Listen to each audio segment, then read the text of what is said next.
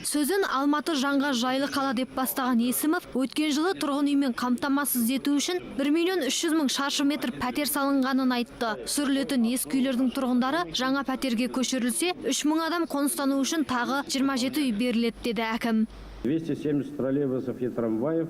Экология бойынша инфрақұрылымды жақсарту, көлік және қоршаған ортаны жасылдандыруға көңіл бөлінуде. Жол жөндеуге қатысты шаралар барысында 19 жол айрығы көпірі салынды. Былтыр газбен жүретін 600 автобус, 400 такси, газбен 270 троллейбус пайдалануға беріліп, газ қолданатын көліктер 10%-дан 60%-ға дейін өскен. Ешқандай жағдайға қарамастан метро құрылысы да жалғасын табады. Республика сарайының залын толықтай толтырған кездесуге келушілердің көпшілігі мемлекеттік қызметкерлер мен мұғалімдер болды. Толықтай 1 сағатқа созылған қала басшысының баяндамасын бірі ынта қойып тыңдаса, кейбірі ұялы телефондарынан бас ала алмады. Тіпті түндегі шала ұйқыларын осы жиында қандырып алуды жөн көргендер де табылды.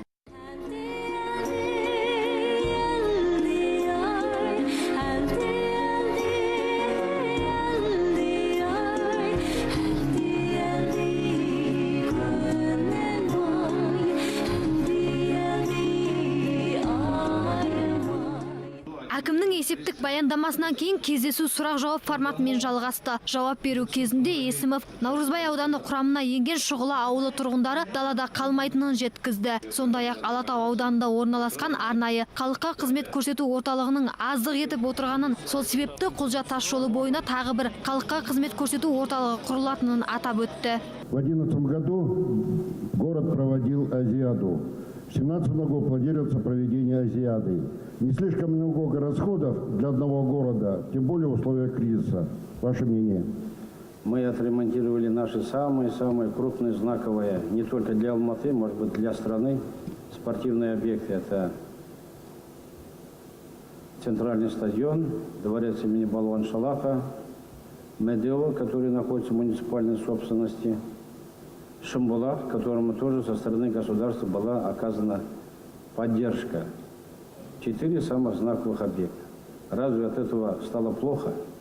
Сондай-ақ қала мәдениетіне, туризм саласына, демографиялық ахуалына тоқталған Есімовке отандық тауар өндіру, шағын және орта кәсіпкерлікпен айналысу, қоғамдық көліктердің жолда жүру ережесі мен қауіпсіздік ережелерін сақтауы, Алматыдағы жаңадан қосылған аудандардан мектеп ашу, көлік кептелісі, жолдардың сапасы тағы басқа сауалдар қойылды. Жол демекші, Алматы жұртшылығы жол көлік апатына себепші болатын көзсіз батыр Мақсат Үсеновке қатысты оқиғаларда бүгінгі жиында ұмыт қалған жоқ.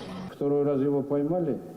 Меніңше бұл бассыздық отбасындағы тәрбиеден басталады. Мен оның әкесін жақсы танимын. Біздің әкімдікте жұмыс істеген, мүмкін бала тәрбиесінде жіберген кемшіліктерінің салдарынан осындай жағдайға жетті баласы. Әкесін танысам да заң шеңберінде жазалауды тапсырдым. Өкінішке қарай біздегі заң Үсенов сияқтыларға жағдай жасап отыр. Заңды күшейту керек. Бұл жерде тараптар өздері бітімге келсе, заң ештеңе істей алмайды. Сондай-ақ Алматы әкімі Көкжайлау тау шаңғысы курортына қатысты сұраққа бұл жобаға қарсы компания шетелден басқарылады және оған дәлел жетеді деді. Осылайша көкейдегі сұрақтарына жауап алған тұрғындар ауызша да жазбаша да сұрақтарын жолдап қалуға тырысты. Ал әкім жұмысына разылық танытып, алғыс айтқандар да аз болмады. Біз ұстаздар қауымы сізге осындай шығармашылықпен жұмыс істеп жүрген мұғалімдердің еңбегін елеп ескергеніңіз үшін алғысымызды білдіріп, үлкен рахметімізді айтқымыз келеді. Ақбота Мұсабекқызы, Серік Қаржаубаев, Қазақньюс, Алматы.